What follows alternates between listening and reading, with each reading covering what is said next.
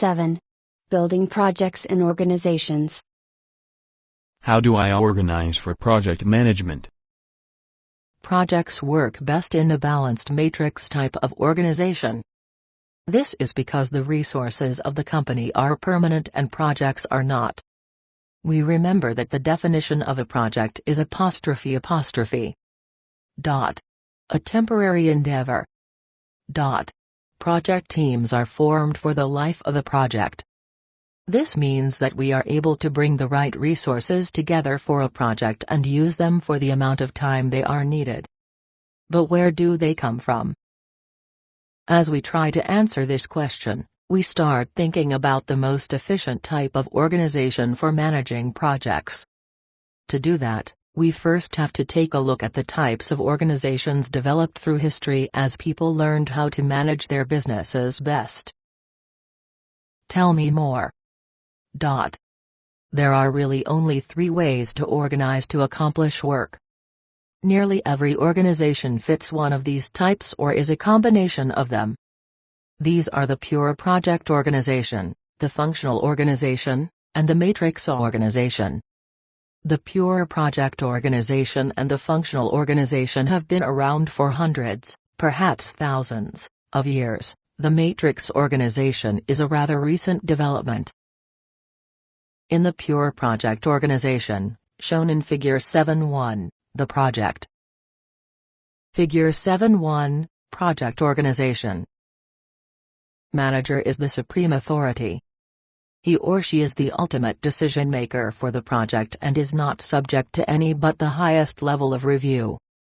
This review is generally at the project level for the budget, schedule, and deliverables. These projects are usually quite large and are done in a remote location. Building dams or remote power plants in third world countries would be typical applications for the pure project organization. The pyramids at Giza in Egypt were probably built with this kind of organization. The pure project organization probably developed out of necessity. In a large remote project, communications issues make it necessary to have a single person on site who has the authority to make decisions. This person is the project manager. Even in modern times, it is difficult to communicate about what is really happening in the jungles of Botswana where the project is to build a nuclear power plant. When the project organization is used, certain common characteristics are generally observed. The organization, though large, has a single focal point that everyone understands. In our example of the power plant project in Botswana, everyone understands that the goal of the project is to generate 900 megawatts of electricity by a certain date. People in the organization are not easily distracted to work on other projects. Because there are clear understandable goals and objectives and because the project manager is on-site and accessible and can make decisions, the project team generally has good morale. These organizations are inefficient, however, especially when they are not very large. Because of the remote location of such projects, when resources are needed, they have to be obtained exclusively for the use of one project. This means that if a person of a specific skill is needed for the project, she cannot be shared by another project. An example of this would be if the project needs a metallurgist to analyze the steel used in the reactor vessel. The metallurgist will take 20 hours each week to do the work. What will we do with the metallurgist the rest of the time? It would not be practical to send her back to the United States every week. It would make more sense to keep the metallurgist in Botswana and use her in whatever other skill we could when she is not doing metallurgical work.